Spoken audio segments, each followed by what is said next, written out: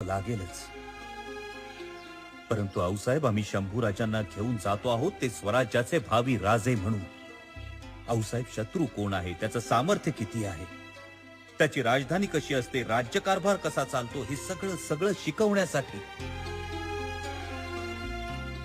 आणि आऊसाहेब, त्याही पेक्षा महत्वाचं म्हणजे वयाच्या अवघ्या 12व्या वर्षी आमच्या हातात भगवा आणि राजमुद्रा देऊन महाराज साहेबांनी स्वराज्याचं स्वप्न आमच्या डोळ्यात पेरलं होतं.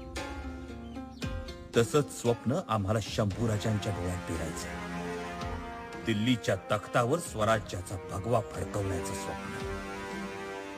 पण तिथल्या धोक्याचं काय? आऊसाहेब, राजे, आग्र्यात केवळ क्रूर कर्म औरंगजेब आपली वाट बघत नाही, तर तुटलेली बोट, लुटलेली सुरत, याच्यामुळे झालेला अपमान आपली वाट बघत असेल.